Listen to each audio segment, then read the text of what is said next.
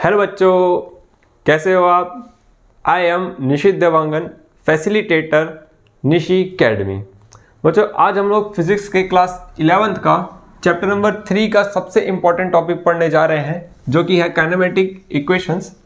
Kinematic equation को हम equation of motions भी बोलते हैं। इसमें हमको मोशन के टोटल 3 इक्वेशंस मिलेंगे। ये टॉपिक आपका एग्जाम पॉइंट ऑफ व्यू से बहुत ही ज़्यादा इंपॉर्टेंट टॉपिक हो जाता है, क्योंकि इसमें से हर साल क्वेश्चंस हमको दिखे हैं। आप चाहे स्कूल एग्जाम्स की बात करो, चाहे कॉम्पिटिटिव एग्जाम्स की बात करो। स्कूल एग्जाम्स में इसके डेरिवेशन बहुत इंपॉर्टेंट हो जाते हैं और कॉम्पिटिटिव एग्जाम में इसके न्यूमेरिकल, क्योंकि इस टॉपिक से न्यूमेरिकल्स भी बनते हैं। तो इस वीडियो को पूरा आखिरी तक देखिएगा, क्योंकि लास्ट में मैं इस डेरिवेशन को लर्न करने के लिए एक छोटा सा ट्रिक भी बताने वाला हूँ।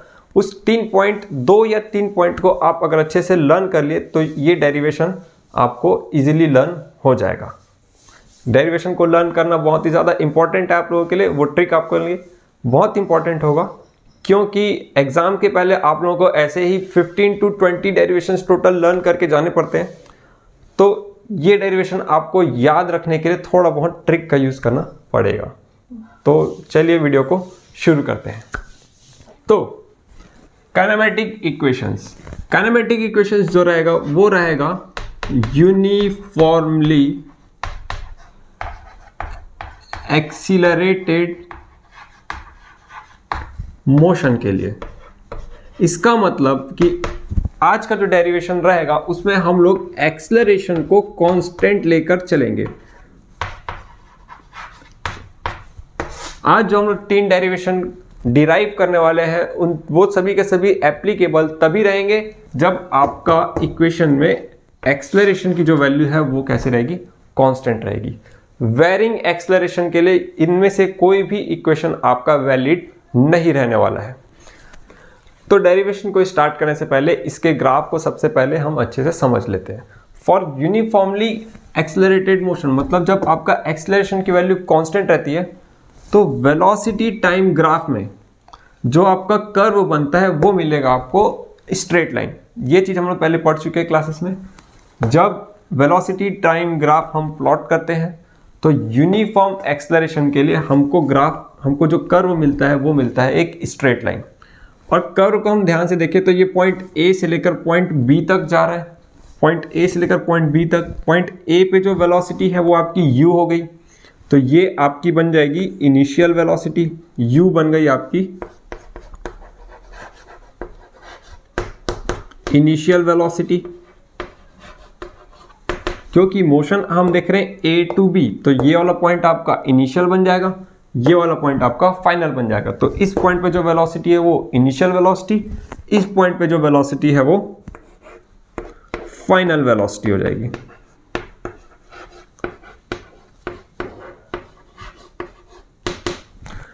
ये वाली एक्सिस आपको टाइम के बारे में बता रही कि ए पॉइंट से बी पॉइंट तक जाने में कितना टाइम लग रहा है। तो हमारे पास टी क्या हो जाएगा, टी होने वाला है हमारे पास टाइम इंटरवल।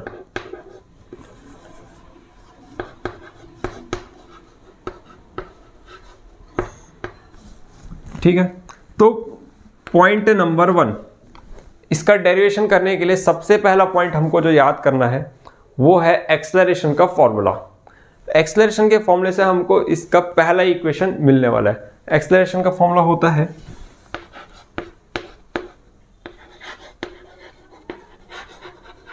ये चीज हम ऑलरेडी डिस्कस कर चुके हैं।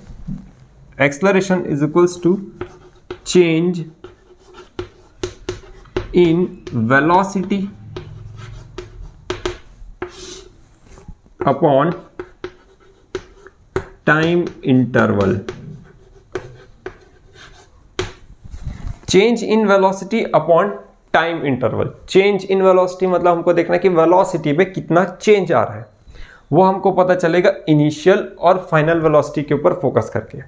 ठीक है। तो अगर आपकी इनिशियल वेलोसिटी u है, फाइनल वेलोसिटी v है, तो वेलोसिटी में चेंज कितना हो जाएगा, final velocity minus initial velocity. तो चेंज इन वेलोसिटी आपको v माइनस u मिलने वाला है।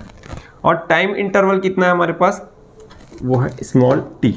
एक्सेलरेशन को हम लोग स्मॉल a से डिनोट करने वाले हैं। तो इसको क्रॉस मल्टीप्लाई करेंगे, क्रॉस मल्टीप्लाई करने से हमको ये चीज़ मिलने वाला है v, इसको इस तरफ लेके जाओ तो at is equals to v minus u. और इस चीज़ को हम जब u को इस तरफ ट्रांसफर करेंगे तो आपको equation v is equals to u plus at, ये इक्वेशन मिलेगा। और यही आपका इक्वेशन ऑफ मोशन का सबसे पहला इक्वेशन है, v is equals to u plus at, जहाँ की v हो जाएगा आपका फाइनल वेलोसिटी, u होने वाला है आपका इनिशियल वेलोसिटी, a आपका एक्सेलरेशन जो कि कांस्टेंट है, और t हो गया आपका टाइम। टाइम आपका ये इनिशियल वेलोसिटी से फाइनल वेलोसिटी तक जाने में कितना टाइम लगा, वो आपका टाइम इंटरवल हो गया। तो पहला पॉइंट से आपको पहला इक्वेशन मिला, ठीक है। वैसे ही हम देखेंगे दूसरा पॉइंट। सेकंड पॉइंट डिस्कस करने के लिए हमको वो वाला पॉइंट याद करना पड़ेगा जो हम वेलोसिटी टाइम ग्राफ के समय पढ़े हुए हैं, जो कि एरिया वाला है। That is area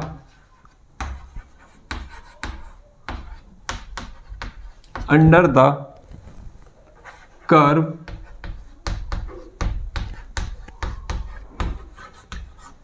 in velocity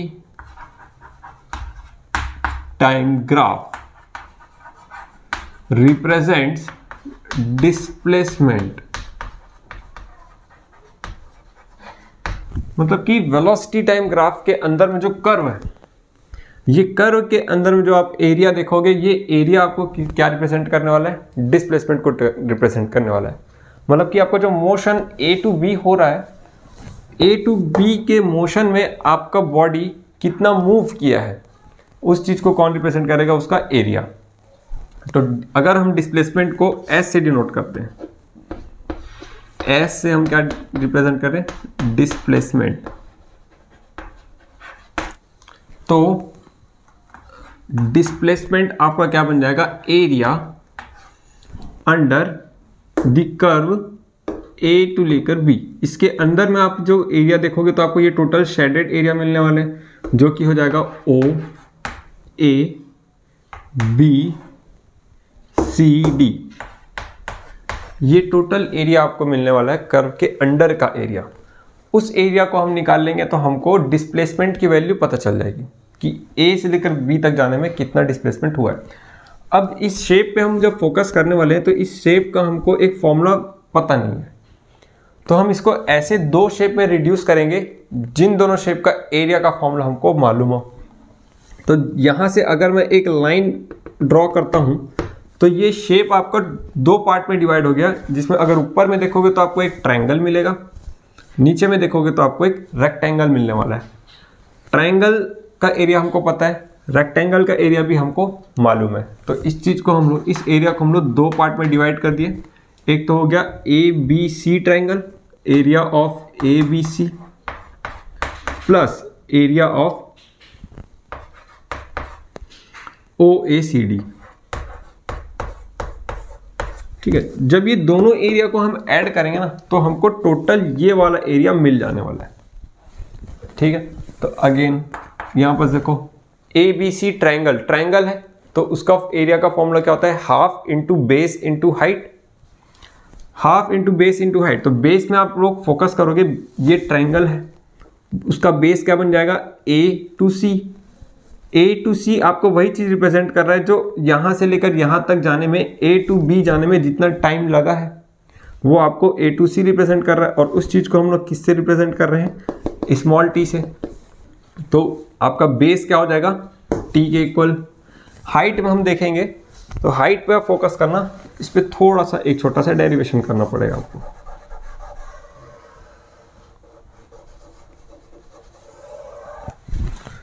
point B पे आपका वेलोसिटी है v, पॉइंट ए पे वेलोसिटी है u। मतलब कि b वाला पॉइंट में अगर आप हाइट देखोगे तो आपको कितना है, v है। a वाले पॉइंट की हाइट देखोगे तो कितना है आपके पास, u। ये हो गया आपका v, और यहाँ से लेकर यहाँ तक ये वाली वैल्यू है आपके पास u, ये वाली वैल्यू है u, और यहाँ से लेकर यहाँ तक वैल्यू है v। v टू d आपका हो गया v, और ये c टू d आपके पास है u। तो अगर आपको b टू c निकालना है तो क्या हो जाएगा, v माइनस u। तो ये वाली जो हाइट है आपको v माइनस यू मिल जाएगी।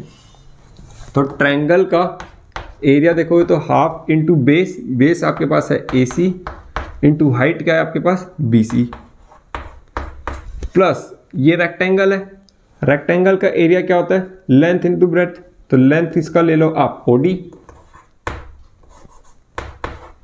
इंटू OA,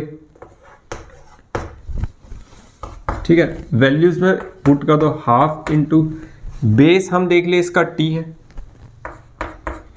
हाइट हम देख लिए हैं B2C कितना मिल रहा है हमको V माइनस यू, ये टोटल V है और यहाँ से लेकर यहाँ तक U है। तो अगर आपको ये वाली वैल्यू चाहिए B2C तो हो जाएगा V माइनस यू। इसको आप ऐसे भी समझ सकते हो, अगर ये वैल्यू 2 है और यहाँ से लेकर यहाँ तक वैल्यू 10 है, तो अगर आपको ये चाहिए तो कितना बचेगा, 10 में से 2 हटा दो तो ये मिल जाएगा आपको 8, ठीक है। वैसे ये V माइनस यू ये अंदर ब्रैकेट के अंदर में आपको मिलेगा, प्लस रेक्टेंगल का एरिया कैसे करोगे आप O2A और O2D, O2D जो वैल्यू है वो हो गया T इंटू O2A जो वैल्यू है आपके पास वो है U।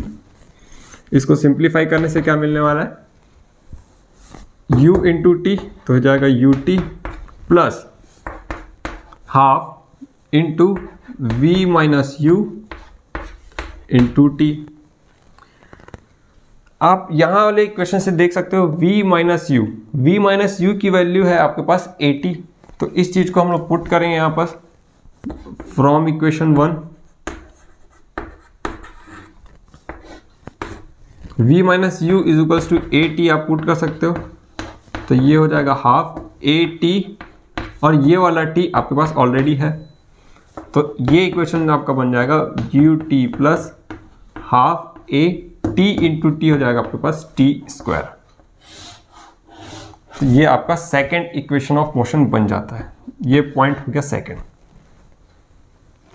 तो टोटल आपके पास 2 पॉइंट अभी तक देखे हम, एक तो एक्सेलरेशन का फॉर्मूला हो गया, दूसरा हो गया आपका एरिया वाला फॉर्मूला। दोनों पॉइंट से आपको 2 इक्वेशन मिले हैं, एक आपको v is equal to u plus AT और दूसरा हो गया आपके पास S is equal to UT plus half AT square. और यही 2 पॉइंट आपको बस याद करके रखने हैं, बाकी तीसरा जो डेरिवेशन है वो इन दोनों डेरिवेशन को मर्ज करने से आता है। तीसरा डेरिवेशन करने के लिए यहाँ पास मैं थोड़ा रब कर देता हूँ। पॉइंट नंबर 3, थर्ड डेरिवेशन को डिराइव करने के लिए हमको इसी इक्वेशन का हेल्प लेना पड़ेगा। इसको अगर मैं इक्वेशन नंबर A नाम देता हूँ, तो solving equation A, equation A को अगर आप आगे सिंप्लीफाई करोगे तो आपको ये क्या मिलने वाला है, इसको सिंप्लीफाई करते हैं तो ये हो जाएगा S is equals to UT plus T और हाफ को अंदर मल्टीप्लाई करेंगे तो ये हो जाएगा आपका VT upon 2 minus UT upon 2। VT upon 2 तो अलग वेरिएबल है, पर यहाँ देखेंगे UT और UT दोनों के दोनों सेम वेरिएबल है, इन दोनों को आप ऐड कर दो तो ये बन जाने वाला है आपके पास UT minus half UT, UT minus half UT, मतलब 1 से आप हाफ माइनस करोगे तो क्या बचेगा हाफ, तो ये मिलने वाला आपको UT upon 2 minus VT upon 2, sorry plus VT upon 2। इसको आप सिंप्लीफाई कर लो तो ये हो जाएगा S is equal to U plus V upon 2 T।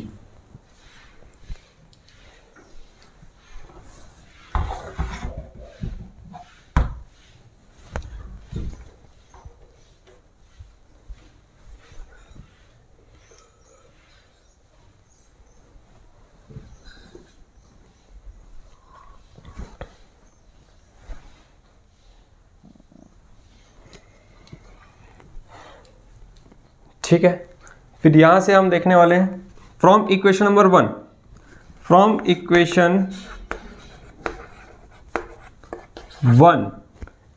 1 से क्या मैं एक वैल्यू लिख सकता हूं t की, जो कि होता है a को अगर मैं इस तरफ क्रॉस मल्टीप्लाई कर दूं तो ये हो जाएगा v minus u upon a। इसी t की वैल्यू को आप उसमें पुट कर दीजिए, इसमें पुट कर दीजिए तो ये हो जाएगा s is equals to u plus v upon 2 t की वैल्यू हो जाएगी v minus u upon a। इसको अगेन सिंप्लीफाई करेंगे हम, तो ऊपर में हो जाएगा u प्लस v, या फिर इसको उल्टा तरीके से भी लिख सकते हो आप, v plus you, u plus v है, आप उसको v प्लस यू भी लिख सकते हो। इसके लिखने का एक कारण मैं बताऊंगा। और ये हो जाएगा v माइनस यू अपॉन नीचे में 2 इंटू ए 2a। अब यहाँ पर देखिए आपको एक फॉर्मूला मिल गया, v plus u v minus u, a plus b a minus b। तो इसका क्या फॉर्मूला होता है, a square minus b square. वैसे ये क्या हो जाएगा, v plus u v minus u, तो ये हो जाने वाला है v square minus u square. तो ये s is equal to v square minus u square upon 2a मिलेगा। इसी चीज़ को हम आगे सिंप्लीफाई करके क्रॉस मल्टीप्लाई कर लेंगे, तो ये हो जाएगा 2as, और ये माइनस को इस तरफ ट्रांसफर कर देंगे, प्लस हो जाएगा। तो v square is equal to u square plus 2as। ये हमको थर्ड इक्वेशन मिलने वाला है। तो ये 3 इक्वेशन आपके पास आ गए हैं, तीनों के तीनों इक्वेशन ऑफ मोशन कहलाते हैं। ये आपका पहला हो गया, v is equal to u plus a t. ये हो गया आपका दूसरा वाला, s is equal to u t plus half a t square. और ये आपका बन गया थर्ड इक्वेशन जो है v square is equal to u square plus 2as। तो अब इसका हम समझते हैं, इसको याद करने का एक trick to learn this derivation. वो ट्रिक क्या है, तो सबसे पहला पॉइंट आपको याद रखना है, इसमें टोटल 3 पॉइंट है। सबसे पहला पॉइंट जो आपको याद रखना है वो ये है कि एक्सेलरेशन का फॉर्मूला। एक्सेलरेशन का फॉर्मूला जैसे ही आपके माइंड में आएगा, वहां से आप फर्स्ट वाले इक्वेशन को डिराइव कर सकते हैं इजीली। दूसरा वाला पॉइंट आपको ये याद रखना है कि area under the curve. Area under the curve आपका क्या मिलता है, डिस्प्लेसमेंट। तो वो वहां से आपको क्या मिलने वाला है, डिस्प्लेसमेंट के बारे में मिलने वाला है। तो ऐसे ही करके 2 फॉर्मूले हो गए। तीसरा फॉर्मूला ये होता है आपका, जो कि इक्वेशन नंबर 1 और इक्वेशन नंबर 2 को मर्ज करने से आता है। वो कैसे होगा, पहले आप इस सेकंड इक्वेशन को सिंप्लीफाई करेंगे। सिंप्लीफाई करने के बाद एक चीज़ यहाँ पर कैच ये है कि थर्ड इक्वेशन पे आप फोकस करोगे ना, तो टी वाला टर्म नहीं है, टाइम वाला टर्म इसमें बिल्कुल भी नहीं है। फर्स्ट इक्वेशन में मिलेगा आपको टाइम वाला टर्म, सेकेंड इक्वेशन में भी आपको टाइम वाला टर्म मिलने वाला है। तो इसका कैच ये है कि आप सेकेंड इक्वेशन को आप यहाँ पर सिंप्लीफाई करो, इस फॉर्म में लाओ, और t को आप एलिमिनेट कर दो। एलिमिनेट आप कहाँ से करोगे, फर्स्ट इक्वेशन से t की वैल्यू निकाल के इसमें आप पुट कर दो। जैसे ही आप ये चीज़ करते हो, t की वैल्यू निकाल कर इसमें पुट करते हो, ये वाले इक्वेशन में t वाला टर्म एलिमिनेट हो जाता है। एलिमिनेट होता है तो वैसे ही इसको सिंप्लीफाई करोगे आप, तो अगेन थर्ड वाला इक्वेशन मिल जाएगा आपको। मतलब कि 2 इक्वेशन को मर्ज किए तो आपको थर्ड इक्वेशन मिल गया। तो ऐसे ही आपको अगर लर्न करना है तो ये वाला ट्रिक आप यूज़ कर सकते हैं, इससे आपको इजीली ये वाला टॉपिक लर्न हो जाएगा। तो आज के लिए इतना ही, बाकी सब हम लोग देखेंगे नेक्स्ट क्लास में। बाय।